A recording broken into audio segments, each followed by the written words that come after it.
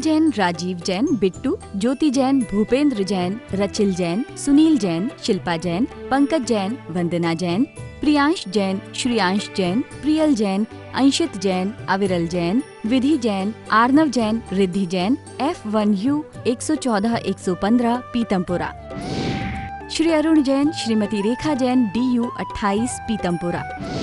श्री सुरेश चंद जैन, श्रीमती शांति देवी जैन, श्री संजय जैन, श्रीमती सपना जैन, श्री नरेश जैन, श्रीमती मीनू जैन, नमित जैन, पारस जैन, DU 97 पीतमपुरा। श्री राजेश जैन, चावल वाले, श्रीमती पुष्पा जैन, श्री अनुज जैन, श्रीमती तमन्ना जैन, श्री अमन जैन, श्रीमती मेघा जैन, FD 29 पीतमपुरा। श्रीमती बिरमा देवी जैन, धर्मपत्नी स्वर्गीय Shri Lalchand Jain, Shri Sunil Jain, Shrimati Kusum Jain, Shri Saurabh Jain, Shrimati Sonal Jain, Shri Mayank Jain, Shrimati Divya Jain, master Vihan Jain, baby Maysha Jain, DU 43 Pitampura. Shri Hemchand Jain परिवार, Shri Pradeep Jain, Shrimati Ruma Jain, Shri Rajat Jain, Shrimati Anshu Jain, master Hridayansh Jain, FU 8 Pitampura. Shri Anil Kumar Jain, Shrimati Rekha Jain, Shri Kartik Jain, Shri Kunal Jain, F1U 137 Pitampura. Shri Santosh Jain, Shri Sanjay Jain, Shrimati Kavita Jain, कुमारी श्रावी जैन, श्री रजत जैन, DU 49 पीतमपुरा। श्री प्रकाश चंद जैन, श्रीमती चंद्रकांता जैन, श्री पंकज जैन, श्रीमती नीलम जैन, श्री सुशांत जैन, श्री दिव्यांश जैन, CU 76 पीतमपुरा। मोक्ष मार्गस्य नेतारं भेत्तारं कर्म भूभृतां ज्ञातारं विश्वतत्त्वानां वन्दे तद्गुणलब्धये। मंगलं भगवान् वीरो मंगलं गौतमो गणी मंगलं कुंदकुंदार्यो जैन धर्मोस्तु मंगलम। तत्वार्थ सूत्र परम मांगलिक ग्रंथ है, आत्म कल्याणकारी। यह आचार्य कुंद के पट्ट शिष्य आचार्य उमा स्वामी द्वारा लिखा गया है, विक्रम की प्रथम शताब्दी में। आचार्य भगवान ने इसे सूत्रात्मक शैली में लिखा है और इसकी भाषा संस्कृत रखी है। गूढ़ होते हुए भी अनेक रहस्यों को यह उजागर करता है और सरलता से हमें समझ में भी आता है। यह महान ग्रंथ जिस पर अनेक आचार्यों ने टीकाएं लिखी हुई हैं, अनेक विद्वानों ने इसकी भाषा वचनिका आदि लिखी हुई हैं, स्वतंत्र टीकाएं बहुत हैं इसमें। इस प्रकार से यह तत्वार्थ सूत्र है जिसमें 10 अध्याय हैं और 7 तत्वों का जिसमें वर्णन है। हम सभी लोग प्रथम अध्याय का अध्ययन कर रहे थे जिसमें सम्यक ज्ञान का वर्णन चल रहा था। अवधि मति ज्ञान, श्रुति ज्ञान, अवधि ज्ञान, इन 3 ज्ञान का हमने व्याख्यान किया और आपने सुना। अब हम सभी लोग आज मनहा परय ज्ञान के बारे में जानेंगे। आप सभी लोग अपनी जिनवाणी खोल लेंगे, सूत्र 23वां नंबर का जो सूत्र है उसे निकाल लेंगे। एक बार हम उच्चारण करेंगे, पुनः सभी आप लोग उच्चारण करेंगे। हम सभी लोग 23 नंबर का और 24 नंबर का जो सूत्र है उसका उच्चारण करेंगे। एक बार हम करेंगे, दोबारा सभी आप लोग। ऋजु विपुल मति मनः पर्ययः। ऋजु विपुल मति मनः पर्ययः। 24 नंबर का विशुद्ध्य प्रतिपाताभ्याम।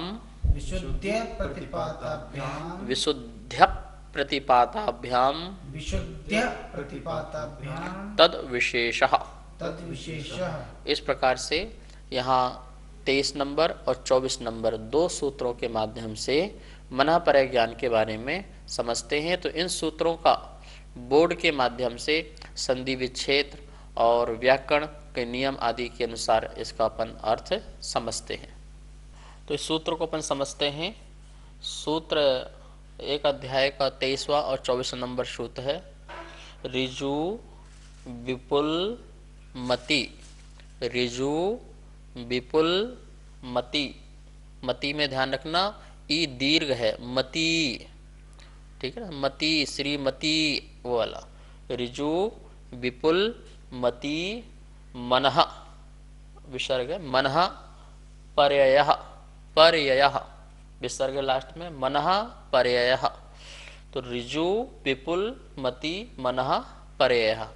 दूसरा 24 नंबर सूत्र था, इसका उच्चारण देखते हैं।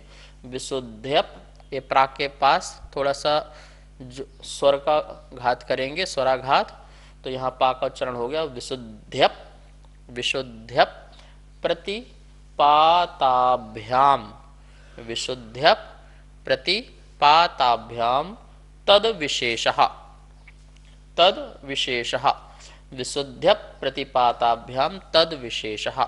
इस प्रकार से अपन ने यहाँ पर ये सूत्र पढ़ा। अब देखिए ये जो है, ये जो दीपक है, मति है, ये कहाँ कहाँ लगेगा? ऋजु के साथ भी लगेगा और विपुल के साथ भी लगेगा।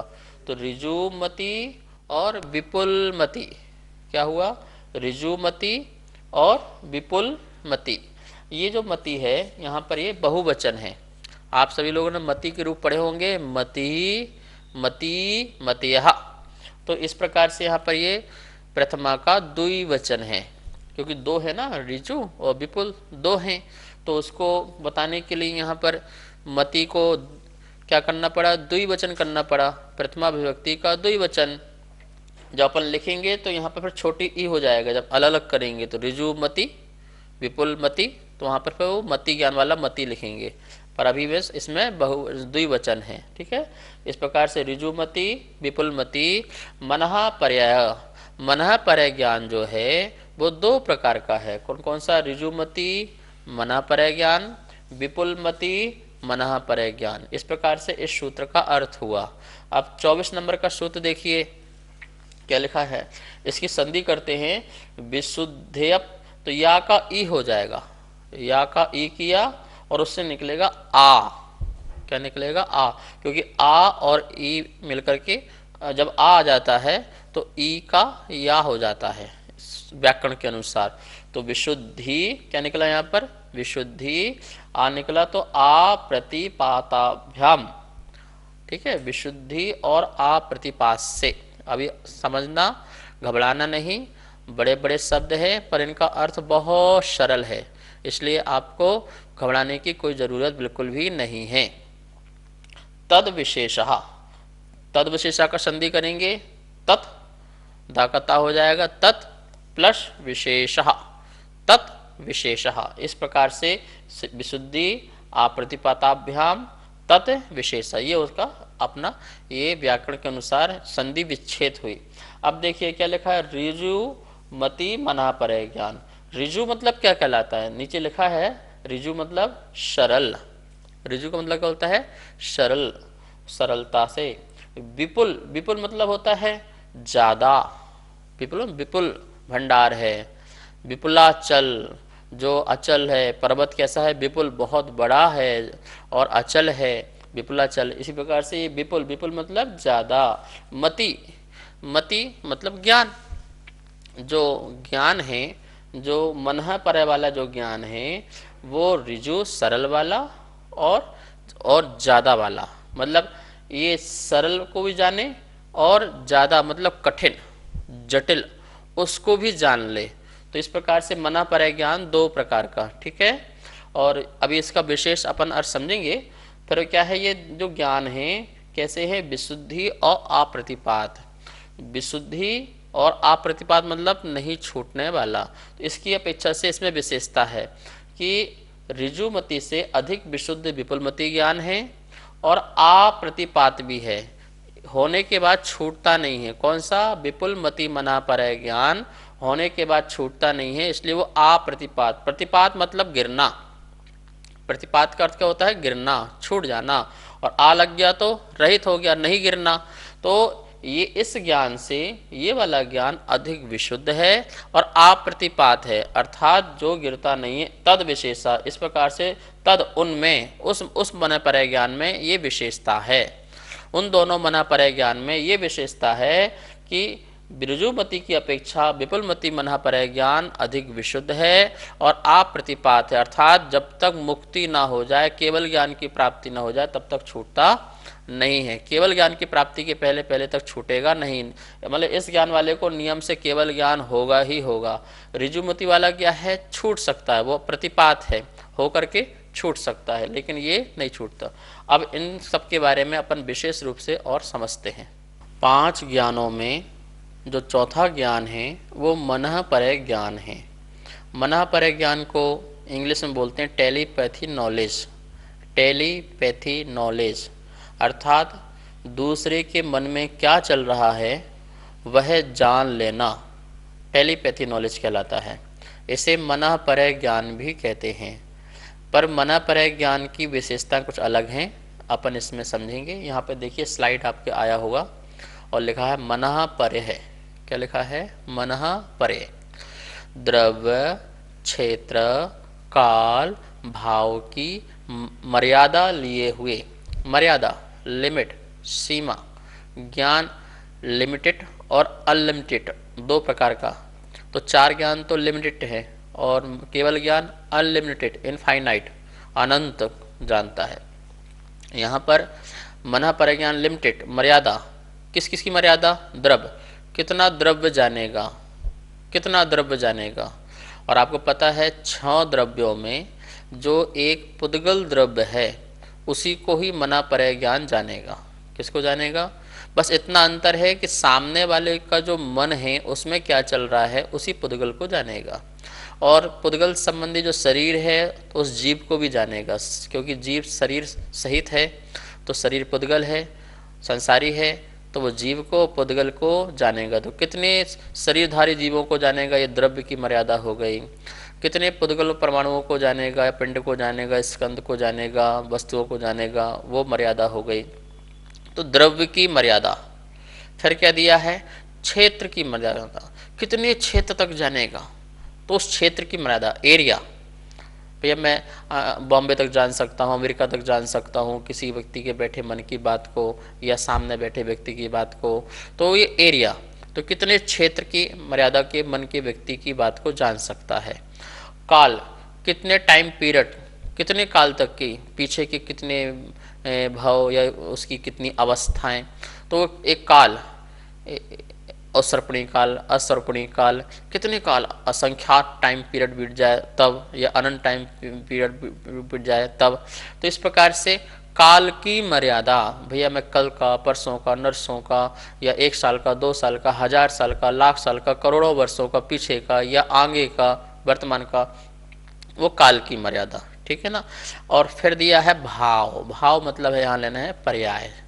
तो कितनी पर्यायों को, कितनी अवस्थाओं को, जैसे मैंने कितने भाव धारण किए तो मेरे कितने भाव वो जान सकता है। इस परमाणु ने कितनी अवस्थाएं चेंज की, कितनी पर्याय चेंज की, उसके बारे में जानना। तो ये पर्याय। तो कितना द्रव्य, कितना क्षेत्र, कितना काल और कितना पर्याय अवस्था की मर्यादा को लिए हुए, इनकी मर्यादा है, इनकी मर्यादा को लिए हुए दूसरे के मन में, क्या कंडीशन लगाई है, लिखा है दूसरे के मन में, दूसरे के मन में स्थित जो सामने वाला है या जो इसका एरिया में जीव पाया जाएगा उसके मन में वो सोच रहा है, वो विचार कर रहा है, वो चिंतन कर रहा है। वो किसी पुद्गल के बारे में, किसी वस्तु की वजह से, घर है, घर के बारे में, मकान के बारे में, या किसी मम्मी पापा के बारे में, अपने पूर्वों के बारे में, किसी के बारे में सोच रहा हो, तो वो सारा का सारा रूपी पदार्थों को जानने वाले को मनः परय ज्ञान कहते हैं। समझ में आ गया? मनः परय ज्ञान द्रव्य, क्षेत्र, काल, भाव की मर्यादा लिए हुए दूसरे के मन में स्थित रूपी पदार्थों को जाने, जिसका, अब नीचे देखो क्या लिखा है, चिंतित अर्थात चिंतन किया हो भूतकाल का, चिंतित जो पहले चिंतन किया जा चुका हो। कोई व्यक्ति सामने बैठा हुआ है या कहीं भी है, उसने पहले भूतकाल का बहुत चिंतन कर रखा हो, वो चीज के बारे में जान सकता है मनः परय ज्ञान। अचिंतित जो अभी भविष्य काल में चिंतन करेगा, अभी कर नहीं रहा, अभी उसके विचार में नहीं आया, लेकिन भविष्य काल में भी वो चिंतन करेगा, सोचेगा, विचारेगा, तो अचिंतित। एक हो गया चिंतित भूतकाल का, दूसरा हो गया अचिंतित भविष्य काल का, भविष्य काल का, और फिर दिया अर्धचिंतित। अर्धचिंतित क्या कहलाता है? चिंतन किया जा रहा है जो पूर्ण नहीं हुआ, वर्तमान, वर्तमान, ये क्या हो गया, अभी चिंतन किया जा रहा है, चिंतन चल रहा है, पूर्ण नहीं हो रहा हुआ, तो उसे बोलते हैं अर्ध चिंतित। तो चिंतित, अचिंतित और अर्ध चिंतित, इस प्रकार से यहाँ पर तीनों प्रकार से जो ज्ञान जानता है दूसरे के मन में, व्यक्ति भूतकाल में इसने क्या क्या सोचा, क्या क्या विचार किया, उसके बारे में भी जान जाए, ऐसे मना पर है ज्ञानी मुनिराज। और भविष्य में तुम क्या सोच रहे हो, क्या सोच रहे हो, उसके बारे में जान जाए तो वो अचिंतित हो जाएगा। और जो अभी अभी वर्तमान में बिल्कुल सोच रहे हो तो उसके बारे में भी, तो वो अर्धचिंतित हो जाएगा। इस प्रकार से ऐसे मुनिराज जो दूसरे के मन की बात को सामने हो या सामने न हो, ढाई दीप में कहीं भी वो व्यक्ति हो, वस्तु हो, उसके बारे में जो जान लेते हैं दूसरे के मन की बात को, वो मनः परह ज्ञान कहलाता है। इस प्रकार से इसे अपन मनः परह ज्ञान कहते हैं। आचार्य श्री नमस्तो। आचार्य श्री, शास्त्रों में कोई ऐसा उदाहरण भी मिलता है क्या कि जिन मुनिराजों ने दूसरे की मन की बात को जानकर बताया हो? शास्त्रों में उदाहरण बहुत मिलते हैं। वैसे मनः परह ज्ञानी मुनिराज तो 24 तीर्थंकर के प्रत्येक संवत्सरण में होते ही होते हैं, उनकी गिनती और संख्या भी आती है। बहुत प्रसिद्ध उदाहरण जो है वो यशोधर मुनिराज का है कि जब राजा श्रेणिक ने उन पर उपसर्ग कर दिया और रानी चिलना के कहने से उपसर्ग का जब निवारण किया और मुनिराज ने उपसर्ग दूर होते ही दोनों चिलना और राजा श्रेणिक को मंगल आशीर्वाद दिया।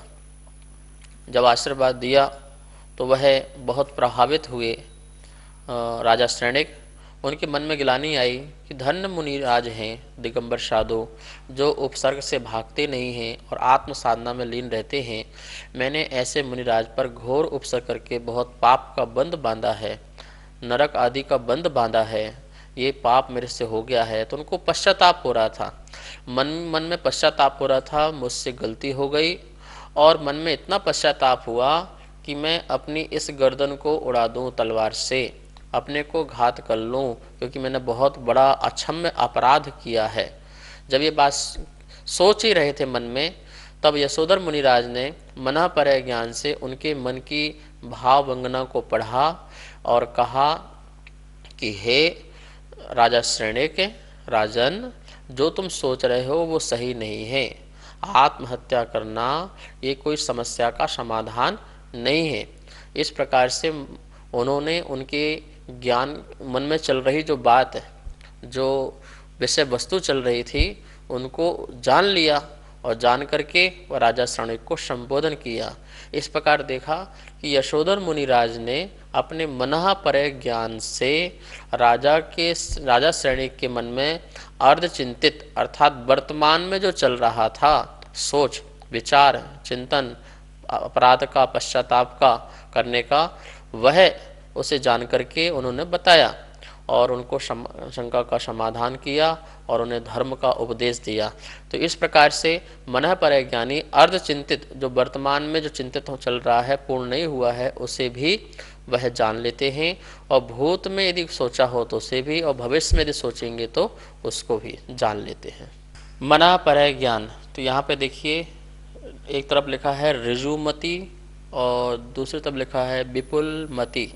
मनः परह ज्ञान के अपन ने 23वां नंबर का सूत्र पढ़ा था, उसके दो भेद ऋजुमति और विपुलमति।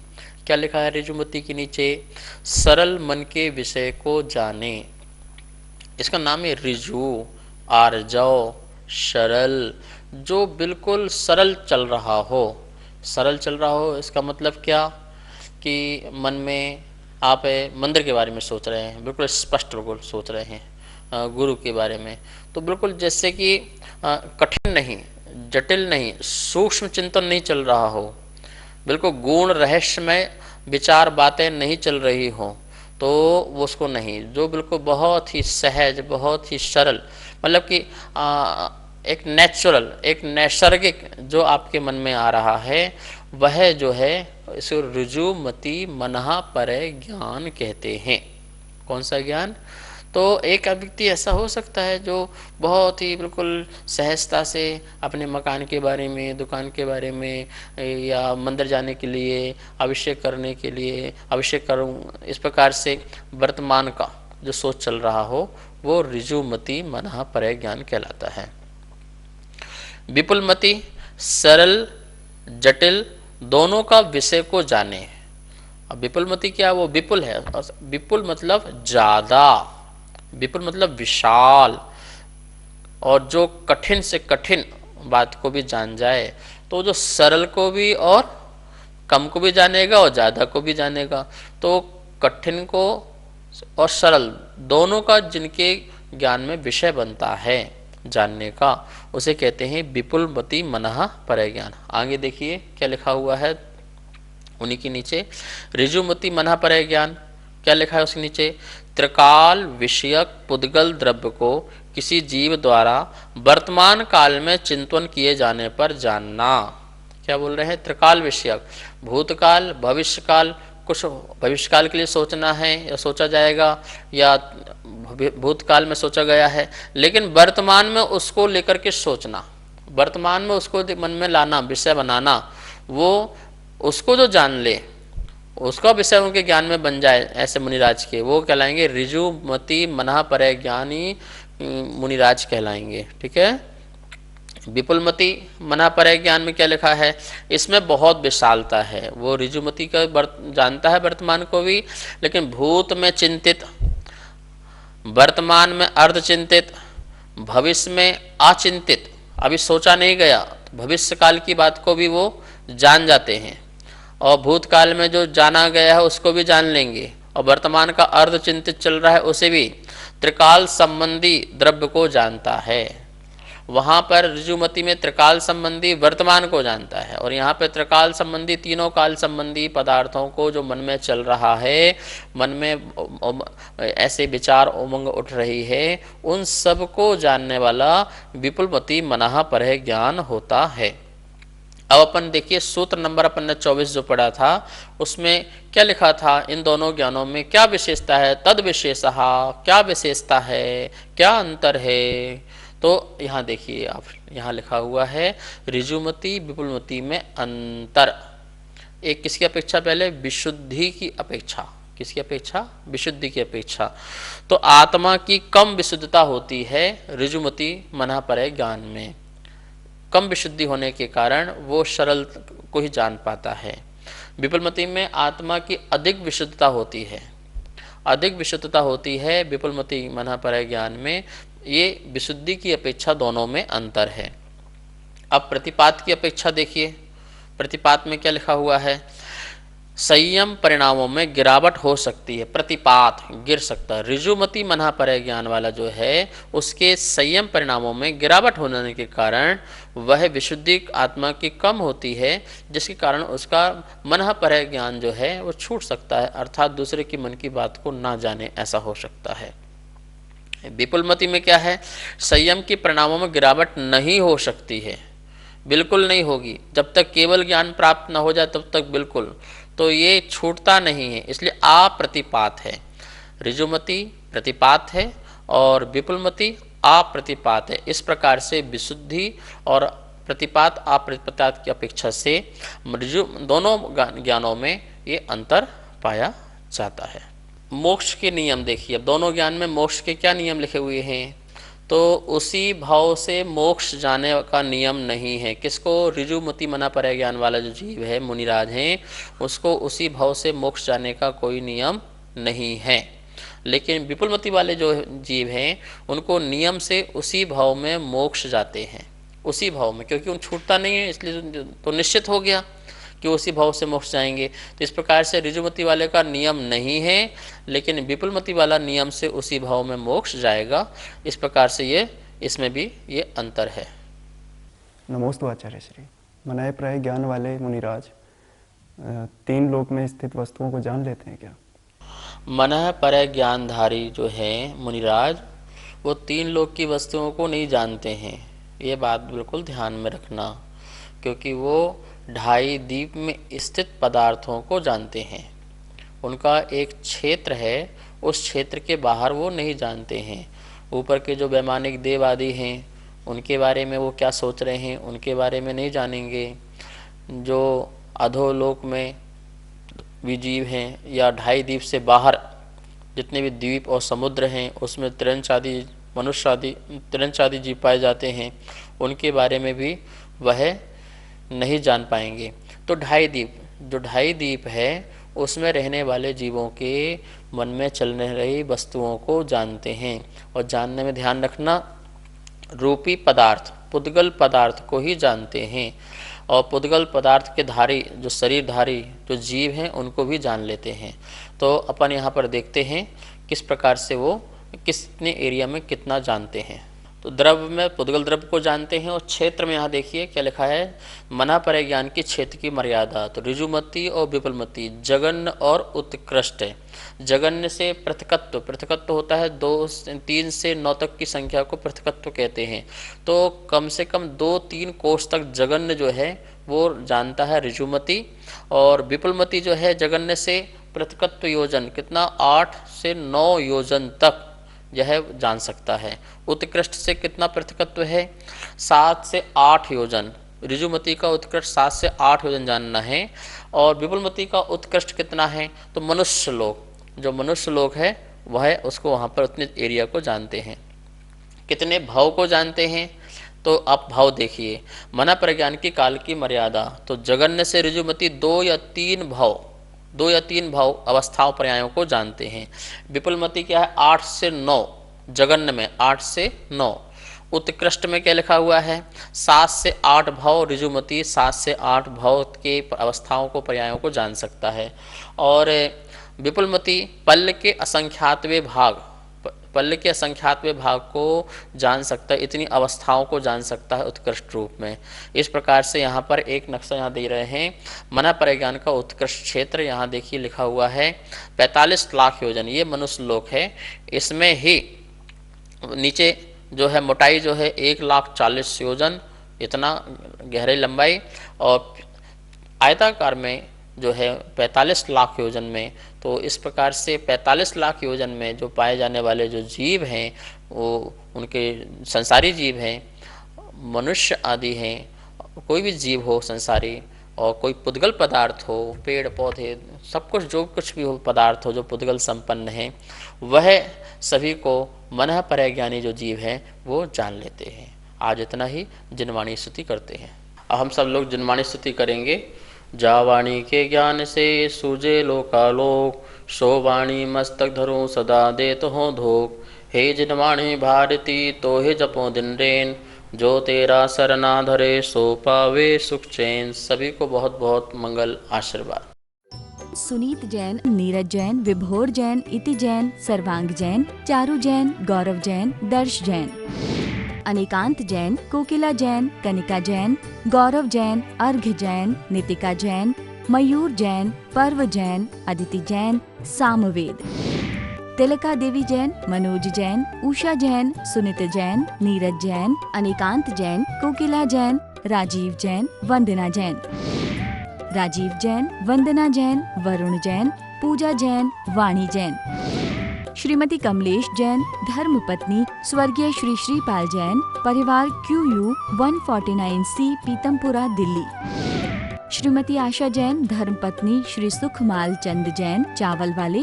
श्री रवि जैन, श्रीमती डिम्पल जैन, श्री अमित जैन, श्रीमती मीतू जैन, श्रेय जैन, अर्पित जैन, कनिका जैन, आदित्य जैन, FU 71, पीतमपुरा, दिल्ली।